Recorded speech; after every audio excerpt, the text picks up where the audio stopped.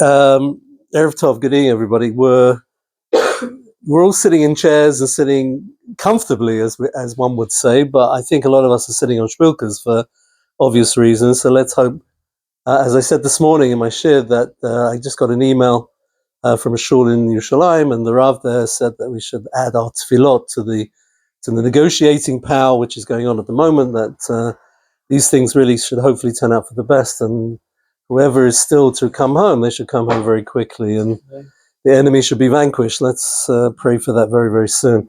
Okay, I want to give a little bit of an introduction here, because some of you know what's coming, and I fear some of you don't know what's coming. Come in, please. Good evening. Hi, Erev Tov. Good evening. Hi there. I think there's some chairs. Yes, there you go. 2 chairs. Perfect. The series that is ending this evening, and Mitzvah Hashem 2 weeks' time, will hopefully, Bezrat Hashem, start the book of Shmuel, which is a whole different ballgame, literally. The series was titled The Disastrous End of the Book of Judges. And if you think about it, what we've done since October, since after the Chagim, is deal with stories which, as time goes on, it just does get worse and worse. Even the Shimshon story, which had so many pluses to it, but the way he dies and the debacle of what happened to him, how he was treated, how he was mistreated, and everything else. It's very sad. It's very, very difficult. And of course, last time when we talked about Pesach Micha, the story of the idolatry that went on in Israel, which was there for a very long time, it does throw up the question of what's going on, what exactly is happening in the country. And the refrain that we saw, and we're going to see again and again in the story that we're going to read this evening, which we saw at the end of the story of Micha, or we saw it in the middle of the story of Micha, is that there was no king in those days. Ish kol yashar beinav yaseh. Man does what he wanted to do. And basically there was no central authority, there was no central control. Please come in, okay. And good evening, Erev Tov. Oh, there you go. Hello, good evening, hi there. So there's no central authority, there's no central community, leadership, everything is tribal, and we are basically in a very, very difficult situation. The extreme of this situation is what we're going to learn about this evening. There's actually 3 chapters. So I thought to myself, I can't go through all 3 chapters line by line, because there's really don't have the time. But what I will do, go through chapter 19, the basic story, then that we will look at a bit of the text, and then chapter 20, we will summarize very quickly. It's a pretty terrible story as a continuation, and then chapter 21, the message. And this is what I wanted to say. To me, a lot of people in this story that we're going to be learning, Pelegesh Begiva, which literally means the concubine on the hill, okay, which sort of interesting title. It's a story which is really distressing. As I said, I almost feel guilty dragging you out from your comfortable homes to come and hear a story of Jewish history, which is not one of our high points. But on the other hand, it's good that we know this. From the negative, let's learn the positive. And of course, all the way through, we've been saying the prophet Shmuel, who wrote down the book of Judges, he's sending us a message. And the message is, as a society, you've got to function with a responsible leadership. And obviously, for Shmuel, this was going to be eventually the kingship, which was coming along. And without kingship and without leadership of the quality that we needed, we had all these aberrations. And this one tonight is the expression in America that I always love. It's a doozy. It really is a doozy. So, without further ado, let's have a look at chapter 19, Abriyut, and we'll see what's going on here. And I do apologize. This is really a very unpleasant story. So, if you have the book in front of you, chapter 19, we're going to go through this quite quickly. I apologize for the speed, but I want to set the scene. And again, just to repeat what we said 4 weeks ago, last year, we said that these last 2 stories are pretty generic. We don't really know names. We're not really told specifically who they're about, but they seem to typify the issues, the problems of the period of Judges. And again, it's important for us to understand that leadership, everything at the moment is about leadership, and You're for the leadership, you're against the leadership. I mean, this has always been a challenge. Jonathan Sachs wrote books about this, and they're certainly worth reading, because he's he was very, very concerned about leadership and creating leadership. My son actually teaches in a school in Miami, a brand new school, which is known as JLA, which is the Jewish Leadership Academy. It's a wonderful title for a Jewish school. They're actually focusing on creating Jewish leaders. It's really something very, very interesting project, and it's in the works. It's actually the second year of the school. It's quite amazing. All right, as you can see, I'm trying to procrastinate not to get into the story. I can't help it. Here we go. Chapter 19. Listen to this, and I apologize for the content. It really is a little bit difficult, but it's the way it is. In those days, we're not told what days, and was it the beginning of the judges, the end of the judge? I'm going to go with the fact that it's the end of the book, so it's the end of the period. Israel, there's no king. Now, here comes the story. Vayish Levi, once upon a time, there was a Levite. Gar b'Yarkata, Ephraim lived on the boundary or the border, the edge of the mountains of Ephraim. Vayikachlo isha Pilegesh, and he married a Pilegesh, which is very unusual. In many cases, the rabbis say Pilegesh was normally the privilege of the king to have a concubine. This, as I explained to the students, Pilegesh means that you get married without the Marina Del Rey experience. If those of you know what Marina Del Rey is, you know what I'm talking about. It's a marriage where they live together and they're considered married. The king, Shlomo HaMelech, had 300 Pilagshim, right? Go figure that. Apart from the 700 wives, which would also, a lot of people to make him breakfast, that's for sure. And what happened was, Isha Pilegesh, she marries this woman, he took this woman, and Beit Lechem Yudah, she was from Beit Lechem, right? A place that we all know. But and the story gets already from the beginning, it gets very unpleasant because she commits adultery. She goes away from the husband. El Beit Lechem Yehuda vayisham yomim arba chadashim, and she's away from the husband for 4 months. She's left it, and it's a generic stuff. We don't even know who it is. We're not given any names because it's about the message. You could almost argue, well, it's not made up, but it could have been made up, if you see what I'm going to say in a minute. Listen to the story. Pasuk Gimel. Vayokom isha, vayelech achareh. So the husband is looking for the wife. After 4 months, he realized she's not home anymore. I mean, it's mind-blowing. L'daber liba lashiva, and he wants to bring her home. Okay, I'll give him that benefit, that credit. But now so he takes his lad, and he has a whole bunch of donkeys or whatever they are with him. But he comes to the house of her father, the Shver, and the father sees him, and the father is very happy. I guess she was living with her father, and he's had enough. He wants her to go home. But this is where it gets weird. If you're not weird enough yet, you'll see it gets weirder. At this point, the father-in-law says to the son-in-law, stay. For 3 days. Chill out, stay. They ate, they slept, they drank, and they slept. Then it's what's going on here, right? And I'm going to just throw in one concept, which I think is what this story is really all about, is about the problem of chesed. It's a society which, again and again, we've seen it. We saw it right at the beginning of the book of Shoftim. They didn't do the hesped for Yeshua the way they should have done. They left him. The burial was not attended essentially by anybody. It was unbelievable. The middle of the book, we also had a reference to Gidon, that they didn't do chesed at the time of Gidon. And now at the end of the book, as far as I'm concerned, this is all about chesed. Is it real kindness or is it false kindness? And you'll see this story to me is exactly what chesed should not be.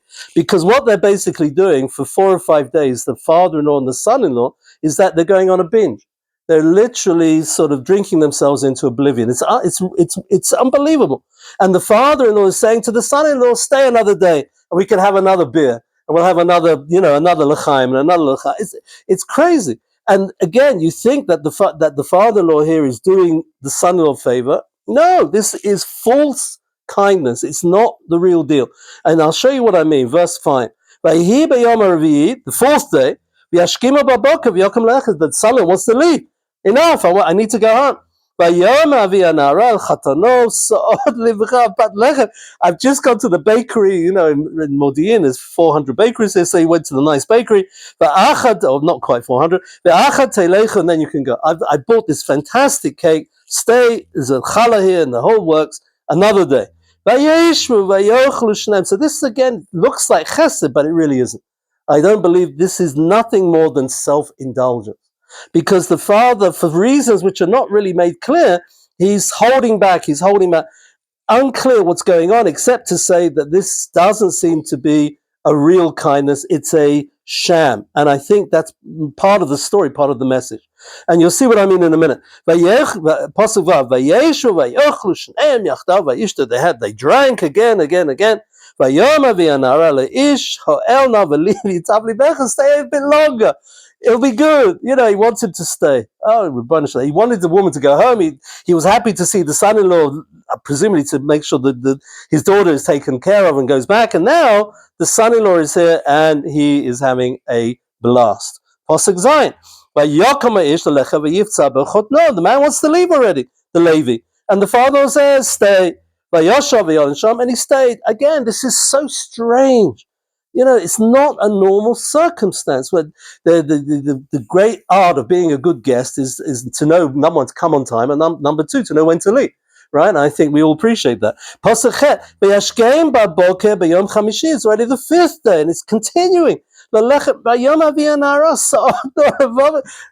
me alone already. But the father says, stay a bit longer. Right?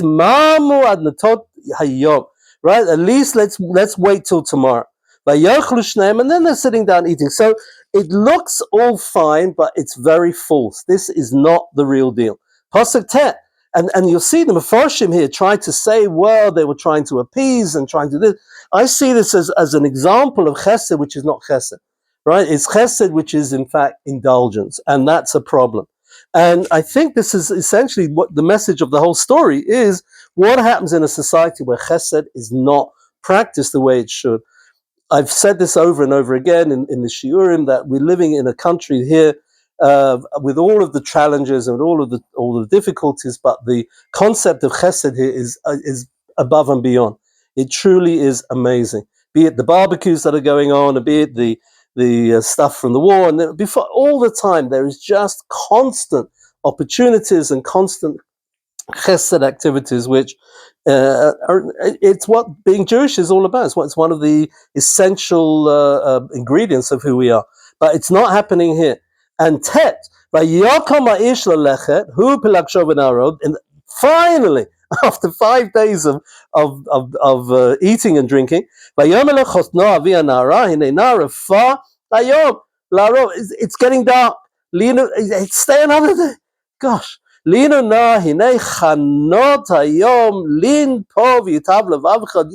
bit longer and you'll have a good time, and I'll give you some more.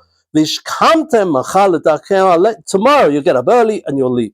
And you'll go back home. Fine. At this point, the son-in-law says, enough. As you say in Yiddish, genug, I'm done. I can't do this anymore. Too much beer. And he got up and he went. And it's him. In other words, almost as if the woman, the concubine, is in two minds about going, right? She's not referred to here. But the son-in-law says, I can't do this anymore. I gotta go. And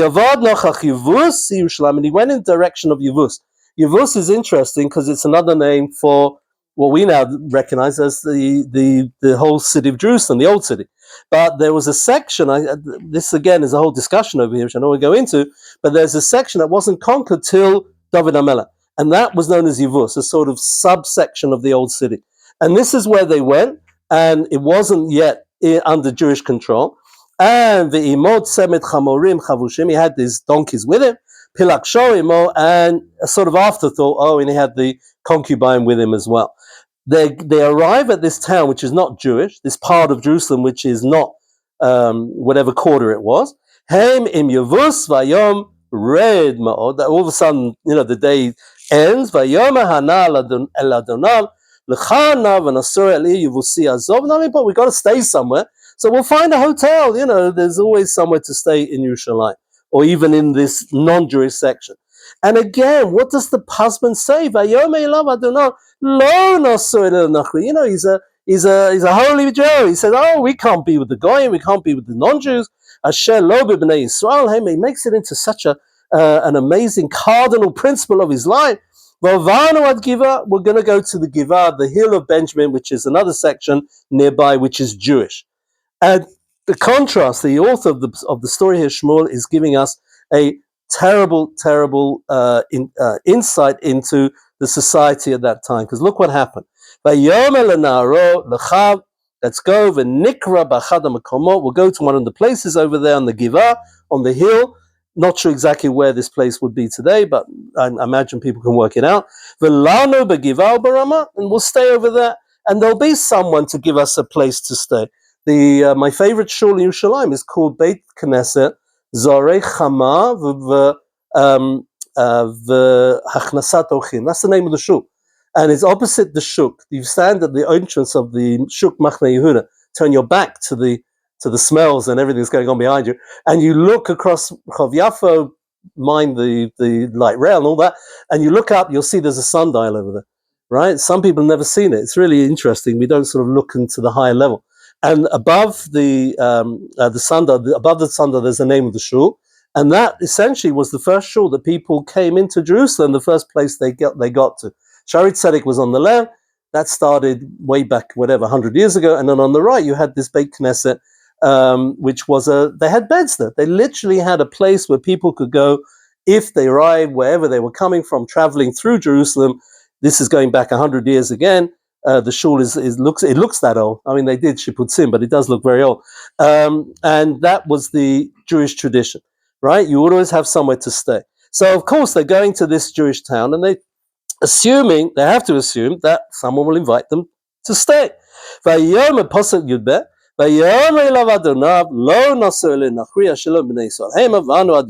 went to the Givah, the hill. And that's where we're going to stay. Fine. They're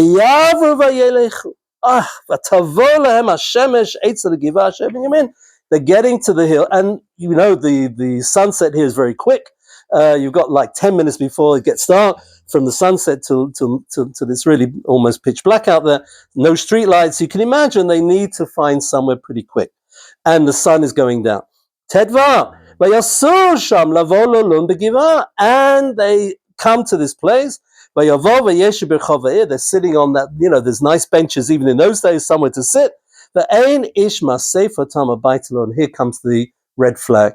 We had the red flag with the chesed, which doesn't seem to have been more than indulgence. And the next red flag is nobody's opening the door to invite them in. There's a whole group of people, and they're stuck in the street. And again, you wonder, how could this have happened in the Jewish society? But look what happened. This is only touching on the surface. Posed Tet Zayin. I know Rhonda knows what's coming next, so I just... you've seen this stuff. Again, I apologize. This is really unpleasant. In the meantime, there is an older gentleman. He's coming home from work. Yeah, he just got off the train or whatever, or in those days, whatever it was, off the donkey. And he's from Mount Ephraim. That's where he's living. And it's Benjamin territory. Everything looks fine. However, not so fine. There is something rotten in the state of those days. So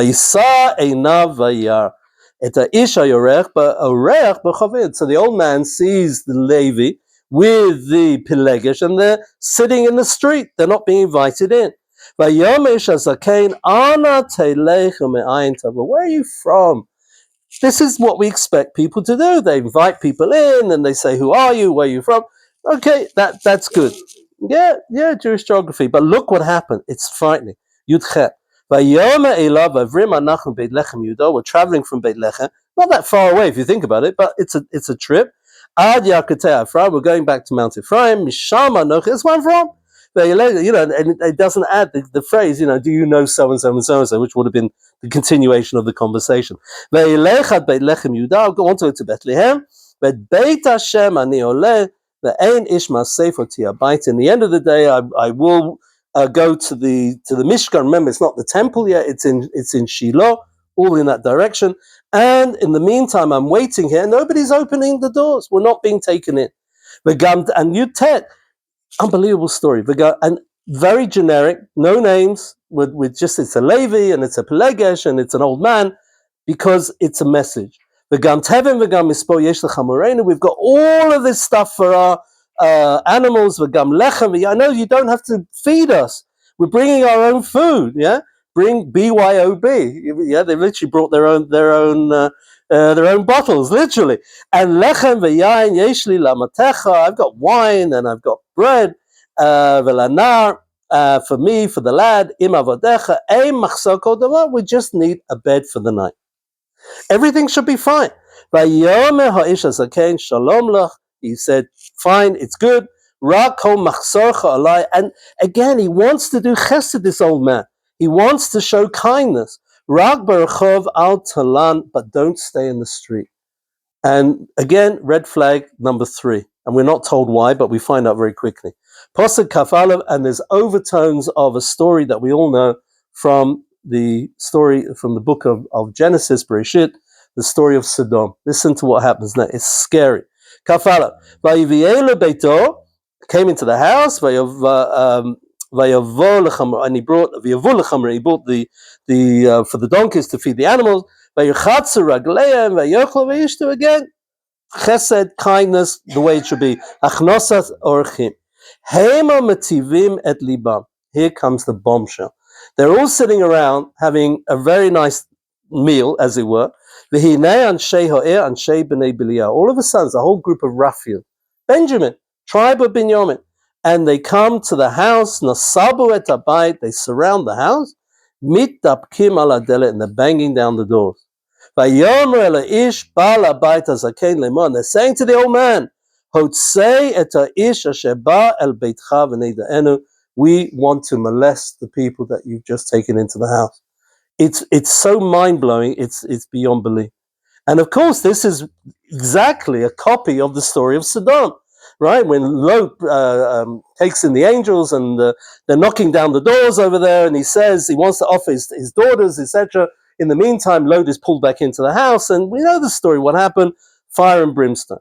And it's happening, but what's so much worse is that this is a Jewish town. These are Jews doing this. They may be Bnei Belial, they're godless people, but boy, this is a tribe of Binyamin. And it gets worse. Kaf Gimel. And again, as I said, I don't make any apologies, but it's a horrible story. The man came out, the Balabait, the old man. Don't do this evil thing. He told them, hold back. Try to stop what he knew was coming. I've taken this person into my house. Don't do what you just said you want to do. And it seems that they didn't care. And not only that, but here comes the perverseness of the whole thing. And it's almost as if, he should have read the book of by that time, they would have had a scroll with the story of Avram Avinu. And he didn't, it's almost as if it's ignored, because here we've got the same story all over again. Pasuk 24. Hinei bitia batula. I've got a nice daughter. She's a virgin, Pilagshe. And also we've got the Pelegesh. We've got this woman who's with the group that I took in. Do what you want to do with them. You can have your way with them. Take them instead. It's shocking. The biggest euphemism probably in the whole book. Do what is good in your eyes. He understood he knew that what they wanted to do. But he wanted to protect the man. In other words, he doesn't mind that the girls get raped, but he doesn't want the man to be raped. I mean, what sort of world are these people living in? The people didn't want to know. They're determined to do what they want to do.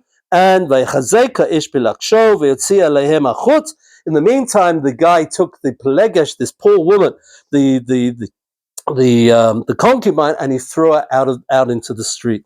And they basically they molested her, they raped her. The whole night she was literally abused from all the crowd. And they sent her back in the morning. And the tragedy I mean, you can cry your eyes over this story. And they came, if not boker, but he pulled petach beita ish asher duneh sham adaor, and she was on the doorstep. She wanted to come in. She was banging the door, and they wouldn't open the door. Vayokom adoneh baboker, and the guy got up, the original owner, the man who was married to her, if she was married to him. Vayiftach daltot habayit, he opened the door. Vayetze lelecha ledarko, he's always on the journey. He's ready to go. And what does he find? Isha pilaksho nofelet petach habayit v'yodeh alasa. She's on the doorstep trying to get in. Her hands are on the saf. What is in English? What is it called here? The threshold, right? And she's trying to get in. Kafchet vayomer eleh kumi, and he doesn't get it. He says to her, "Why are you doing? Get up!" But there's no answer. She's dead. And he picked her up, put her on the donkey, and he goes home. And there's no accountability, there's nothing. It's unbelievable stuff, but here it gets really bad. And for those of you who've been to medical school, you can handle this. For everybody else, I apologize. Kaftet, he took some sort of big knife, must have been a really significant knife. He took hold of the corpse, and he cut her into 12 pieces. And he sent to 12 tribes. He sent one piece of the corpse to 12 tribes. And there's even a note here that somebody asked from Moshe Feinstein, would it be permitted to do this? I don't know how anyone would ask the Shaila. I mean, it's mind-blowing. But he's got a whole reference here to Igros Moshe Yerideh, for those who want to look it up, volume 2, Shaila 150, for those who can stomach it. And he goes on, Lamed, and of course, people got the message very, very quickly, because he obviously sent a note with the piece of the corpse. That such a thing, we've never seen anything like this before. They were shocked about the dissection that had happened. It hasn't happened since the day we left Egypt. We've got to get together, and the tribes all of a sudden wake up and they realize that there's a problem. I mean, it's the scariest story. And of course, what's going to happen now, and I'm just going to very quickly summarize chapter 20, and it's a long chapter, and what happens is that the rest of the Jews get together, and they say, what are we going to do with the Benjaminites? This is terrible. What a most terrible, terrible thing that happened, and the consequence with sending the corpse, and it's a horrible story. It gives you nightmares, this story. And what happened as a consequence is that the army, the tribes got together and they formed an army. And it says, I think the number they had, 400,000 men. This is a Jewish army, but what are they going to fight? They're not fighting the enemy in Gaza. They're fighting the tribe of Benjamin. This is the ultimate degradation of the Jewish people. That was a private degradation, I want to call it that. Now we've got the public degradation. There's going to be a civil war. And the civil war takes place between the tribes of Israel and the tribe of Benjamin. Now you'll say to me, 11 verses 1, it's a done deal. Everything is, it's obviously going to be over in half a day. And the shocking thing is that there are 3 battles. And correct me if I'm wrong. Battle number 1 and battle number 2, the Benjaminites win. It's unbelievable. They're a tiny army. It says they're like 20,000 of them. I think that's the number. And it says there are hundreds of thousands of the other. What's going on here? It's shocking. And only on round 3, when finally the people, the Israelites, the other 11 tribes, say, and they go to whoever's leading them, and they say, what did we do wrong? Why did we lose these battles? For goodness sake, what's going on here? And then it says they fasted, they did some sort of repentance, cheshbon nefesh, I don't know what you want to call it. And the 3rd time round, Benjamin was decimated. And just to show you, at the end of chapter 20, there is an amazing, truly amazing comment here found in the Rashi. It's in brackets, so I don't think it comes from Rashi direct. But Rashi brings this, whoever put it in here is fascinating. Because of those who've been to the Italian synagogue in Jerusalem, somebody will talk to you about the history of Italian Jews. It goes back a very long way. And how far back it goes, this Rashi tells you. There's a Rashi right at the end of chapter 20, and it's Rashi on verse 40, Mem Hey on verse 45. And Rashi says in brackets, this I don't think it is Rashi, it's a commentary later, Eliyahu Gila Labal Megala Mukot. There's in fact, Megala Mukot, I think, was Joseph Cairo. And he had a connection with an angel. He used to study at night with an angel. Don't ask me to explain that story. It's all happening in Tzfat. As we all know, Tzfat is sort of in a different, it's a different part of the universe up there. And all of that was going on. And apparently Elijah came along one day and told the rabbi, he said the following, Otan Hameya, there are 100 survived. In fact, there was, I think, 500 Benjaminites or 600 that were left. And of the 600, 100 Halchu, the Yashvu Medinat Romi. They got on a boat because they were on the verge of extinction, and they went to Rome. They started the Italian Jewish community, which suggests, certainly pre-Christian, it's way before the Christian. It's a biblical community. It goes right back to the days of Pelegesh Begiva. But Ashkenaz, and they also went to Germany.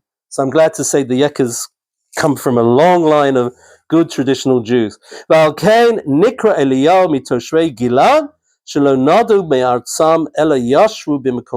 there's a whole discussion about description of Eliyahu, but the point is that this is a tradition that these guys, they were so decimated, there were 600 left of the whole tribe of Benjamin, they had to run away.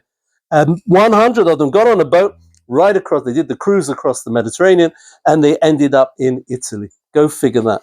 It's an unbelievable story. Chapter 21. There's an outcome to this. What are we going to do? Benjamin is being decimated. They're being killed out. And instead of the famous 12 tribes, we're going to end up with 11 tribes, right? We can't have a Jewish future like that. So look at chapter 21. I'm going to read this very quickly. The Ish Yisrael Nishba b'mitzvah lemor. This is the last chapter of the book. The men of Israel made an oath. Ish mimenu lo yitain. They were so angry with the Benjaminites, Bitola Binyamin Lisha, they refused to allow their sons to marry any or their daughters to marry any of the sons of Benjamin. They refused to allow marriages. The shidduch business was closed out for Benjamin. Unbelievable. Of all those that were left, and there weren't that many left. And look at verse 2. Vayavo ha'am Betel, vayeshu shama da'erev lifnei Elokim vayisu kolam. They cried. Everyone was crying because this is a tragedy. This was a Jewish disaster that took place. And they made a tefillah meeting and they prayed to God. Why did this happen? We're losing a whole tribe. This is terrible. In the morning they got up. They made a mizbeach, which they always tend to do. They did sacrifices, trying to get inspiration from God. What are we going to do next? And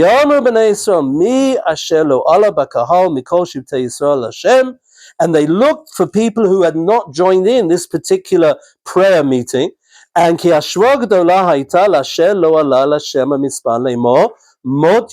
were looking for anyone who didn't join in.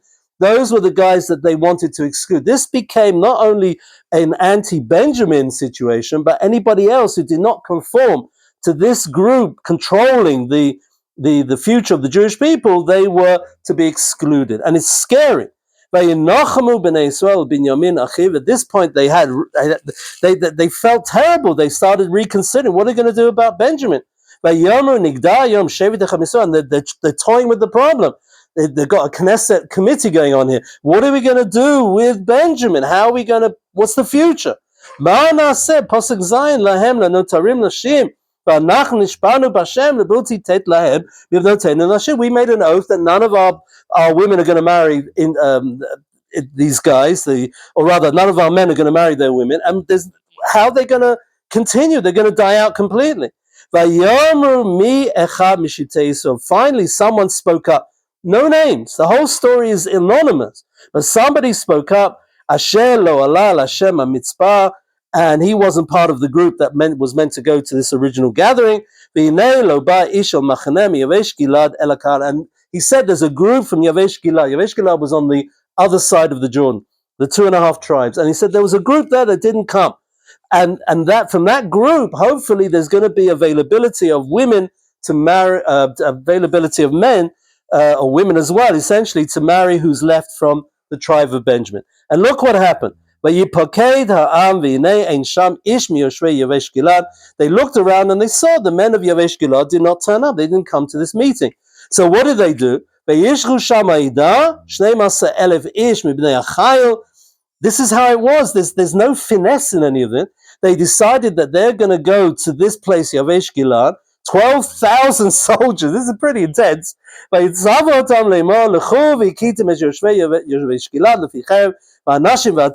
to punish the people for not coming, including the women and children. It's unbelievable. It's a wilder world over here. They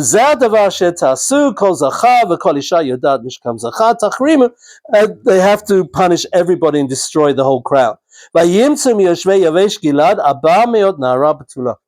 Out of that whole destruction which was going on there, you can see one thing led to another. Avera goreret avera in this case. What happened was there were 400 girls that survived.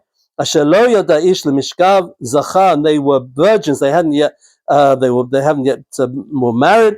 Ve'yaviu otam lamachaneh Shiloh asher beretz Canaan. They were brought back to Shiloh. So all of a sudden, there's a group of women that can marry the remnants of the men of Benjamin.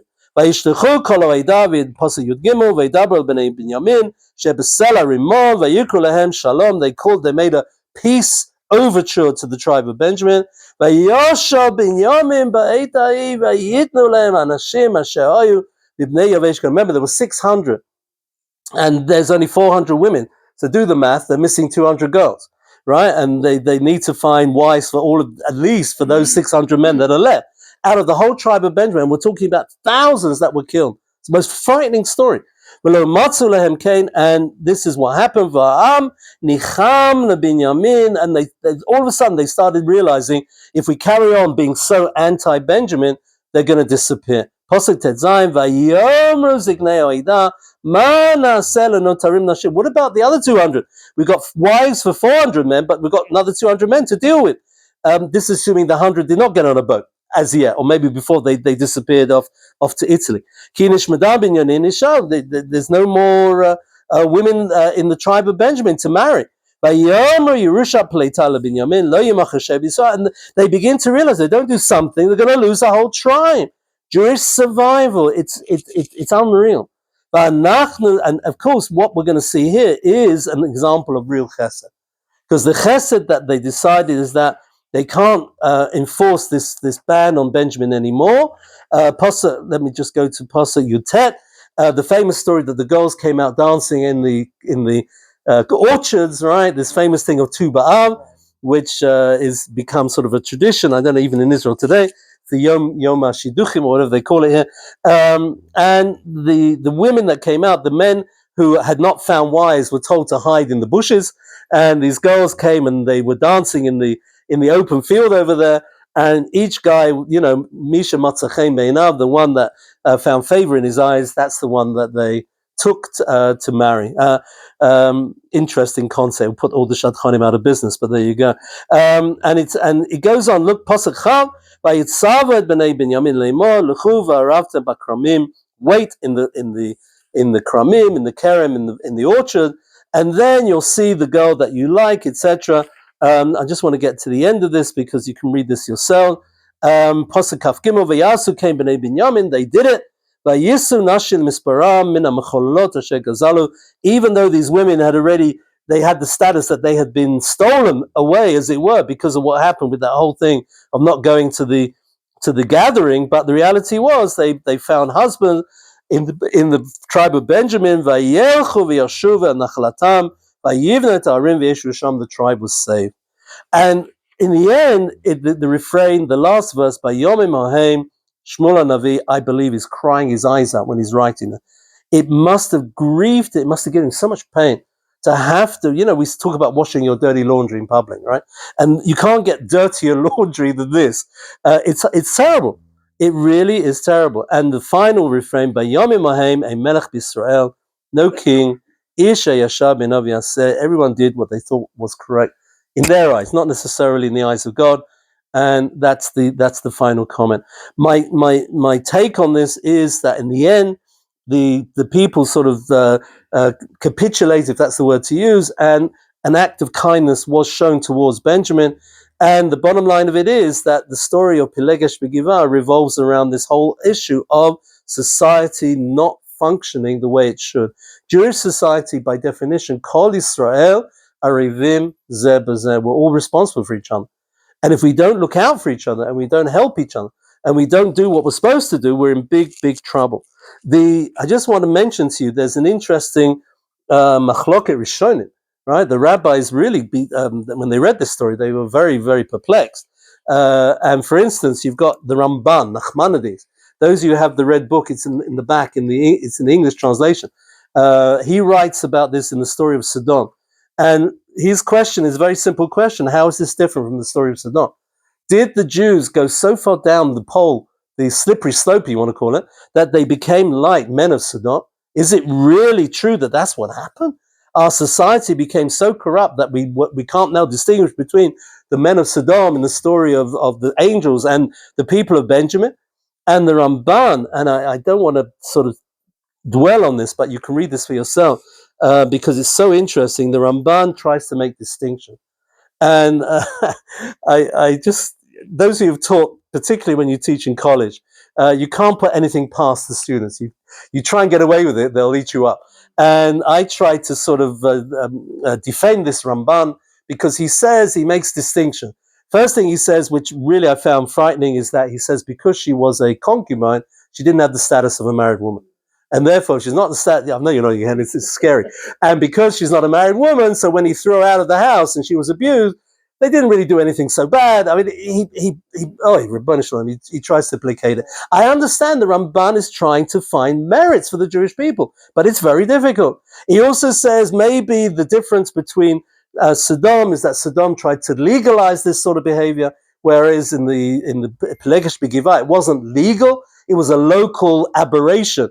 But what an aberration. I mean, you know, for goodness sake, this was a recognized part of Eretz Yisrael, and the people are behaving like that. The Ramban basically tries, and I was accused of whitewashing, and I had to admit that that's exactly what I think the Ramban is trying to do, whitewash the whole situation. But Ayin Sham, look at the Ramban, make up your own mind. What is interesting is that there were two other famous Spanish rabbis, the Abarbanel. I had a student, forgotten her first name, called Barbanel. So there's definitely in New York, there's branches of the family who are still around. And she said she's like, I don't know, whatever generation it is from the Barbanel. And also Rabbi Yitzchak Rama. Rabbi Yitzchak Rama is not so well known, the Sefer Akedat Yitzchak, which is a phenomenal commentary on the Torah. And both of them look at this story and say, I'm sorry, no excuses. The reality is the men of Binyamin are guilty as the people were in Sodom. They find possibly a little bit of a difference in the sense that it says with the story of Sodom, the whole city turned out to rape everybody, and that's pretty terrible. In the story over here, it was a group of Bnei Belial. They were ruffians, right? So it wasn't the whole town that turned out to do this. But to be perfectly honest, it was dark nighttime. You wouldn't get the children coming out to do, well, maybe you would, but I don't know. In a crazy world like this, who knows? But the reality is that the sort of differences that you can distinguish between these stories of Sodom and what happened with Pilegesh Begivah are very, they're very false. The Abarbanel lays it on the line. He says, with all due respect to Nachmanides, Ramban, I cannot accept his distinction. And he is whitewashing, and as far as the story is concerned, it's sending a message. The message is that the Jewish world needs leadership. It needs a society based on chesed. And who enforces the chesed, who makes sure that the chesed happen, and that comes from the leaders, and from there feeds through the people. And I remember hearing once a very interesting concept that there's no mitzvah in the Torah to do chesed. You think about it, it should have been maybe one of the 10 commandments, and it's not there. God didn't command us to do chesed, and the answer is, I think Reb Salanter said this. He said because it's so obvious, you don't need to have a mitzvah to do chesed. It's like the most basic thing in the world that we should look after each other and be kind to each other and try and help each other. That's the sodot. That's the foundation on which the Torah is built. You didn't have to say, the first of the 10 commandments do chesed. It's muvan me'elav. It should be so obvious. And that, I think, is really what's happened here in the book of Judges. One final comment, and this goes back to a vacation that we had many moons ago. And, in America, you go into whatever, the motel. Oh, I think it was when we got stuck for Shabbos. We didn't quite make it to Baltimore because there was a hurricane going on at the time. So we ended up in a hotel in Newark, Delaware. Okay, I'm told there's a shul there, but we never found the shul. And in the drawer of the room that we were in, thank God we got to a room, there was a Gideon Bible. And I looked at it, I was interested to look at the Gideon Bible because, it's a Bible, it gave you something to read, and how the non-Jews, what they do with the Bible. And we, as a tradition, we put all the Megillot together, the 5 Megillot, according to the year. So you start off with the Megillah of Shir HaShirim for the spring, Pesach, and then it goes through to Shavuot with Ruth, etc. The 5 Megillot in the Jewish Bible as a separate, and it's in the Ketuvim in the end of the last section of Tanakh. The Christian Bible doesn't do it like that. The Christian Bible does it historically. So immediately after the book of Judges, you've got the book of Ruth. And I like that. I'll be honest. I mean, I'm not converting. Don't get worried. But the reality is, I like it because that, to me, is what the Book of Ruth is all about. One day, Bezrat Hashem, we get a chance to learn Sefer Ruth in a gathering like this. It's the most phenomenal Sefer. It really is beyond beautiful. It's overwhelming in the chesed that's being exhibited. Ruth towards her towards Naomi and everything that's going on there the whole story is about chesed. Do kindness, right? The rabbis say this. There's no halacha in Book of Ruth. There's no Tum and Tara, but there's chesed from beginning to end. And that's the message of the Book of Ruth.